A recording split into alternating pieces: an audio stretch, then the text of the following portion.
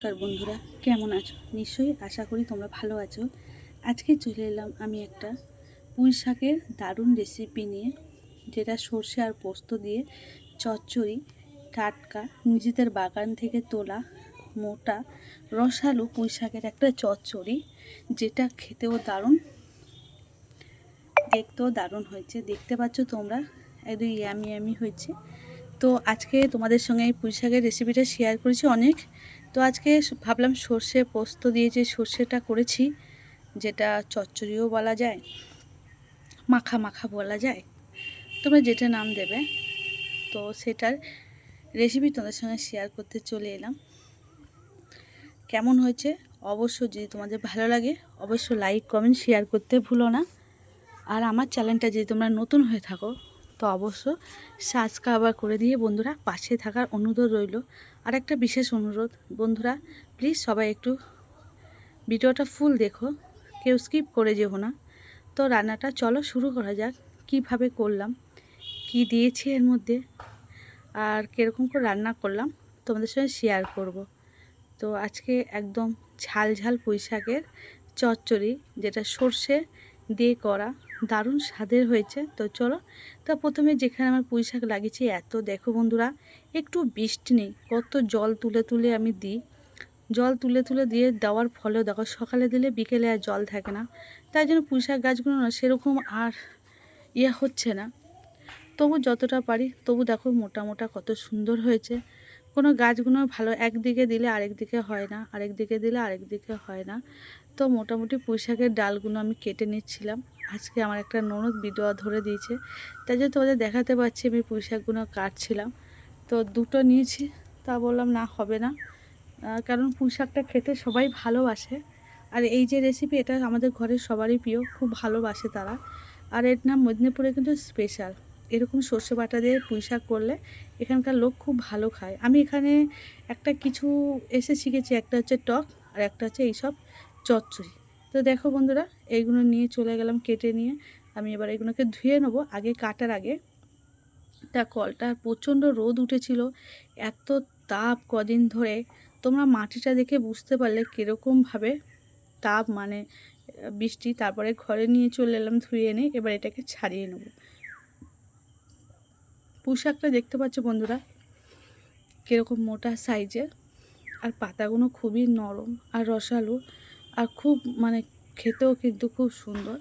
যেহেতু গাছের পুঁই শাক, এটা বিনা সারের বলতে গেলে অনেকে কীটনাশক ব্যবহার করে, আমরা খুব একটা করি না যেহেতু ঘরে খাই, তার জন্যে মোটামুটি গোবর সার, নলে গোবর সার, আর না হলে আমাদের যেসব সবজি কাটি তারই খোসা আমি এই গাছগুলোর গোড়ায় দিই। তো এই দিয়েই আমাদের সার তৈরি হয়।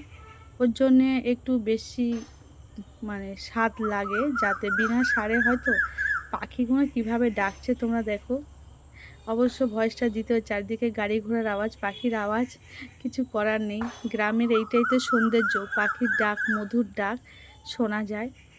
তো যাই হোক, এগুলো কেটে নিলাম আমি প্রথমে ভালো করে, অনেক বড় ডাটা। ও বুঝতে পারছি আমি ভয়েস দিচ্ছি জন্য চিল্লিয়ে যাচ্ছে হয়তো, কিন্তু ডাকটা কিন্তু খুব সুন্দর লাগছে আমার, বিকেলে খুব ভালো লাগছে। তো এই দিকে দেখো খুব গরম পড়ছে, এর জন্যে সত্যি বলতে খুবই চেষ্টা করি তোমাদের সঙ্গে পাতলা ঝোলের রেসিপি করতে। তো বললাম কদিন তো পাতলা ঝোলের রেসিপি করলাম, তো এবার দেখা যাক একটু মাখা মাখা বসা বসে কিছু রেসিপি করা যায়। তো পুঁই শাকটা তুলে নিয়ে এসেছিলাম বন্ধুরা, আর দেখো এটাকে পুরো কেটে পরিষ্কার করে নিচ্ছিলাম, মানে এটা কেটে মানে ছালগুলো ছাড়িয়ে নিচ্ছি। সে ঘর তো এত গাড়ি ঘোড়া যায়, খুবই সাউন্ড হয়, কিছু করার থাকে না, কিছু মনে করো না বন্ধুরা।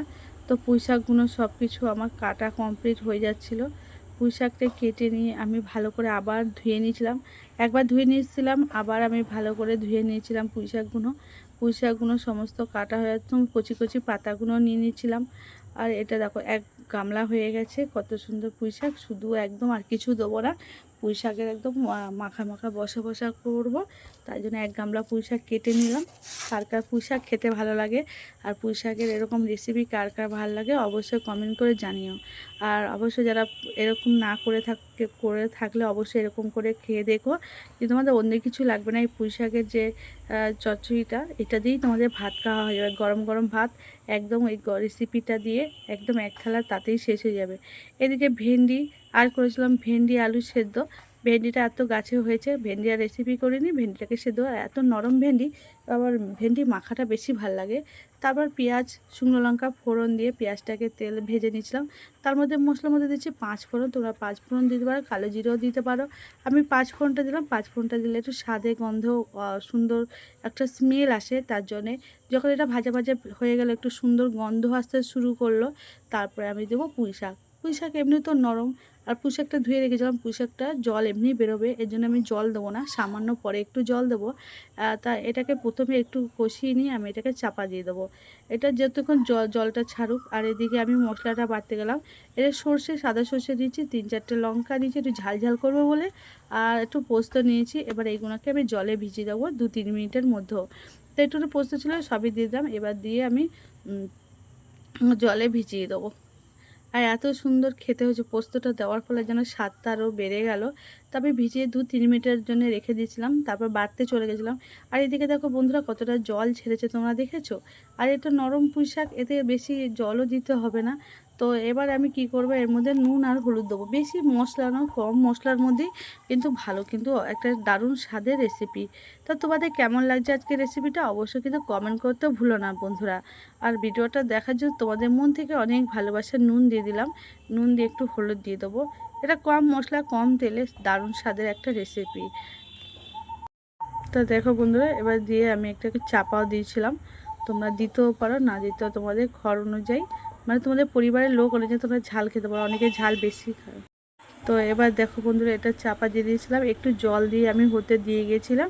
হতে দিয়ে এবার তারপরে দেখো এটা হয়ে এসেছে। এবার এর মধ্যে আমি পুঁই শাক বলতে সর্ষে বাটাটা দিয়ে দেবো। সর্ষে আর পোস্ত যে বাটাটা, এইটা দিয়ে দেবো। তো দেখো হয়ে গেছে।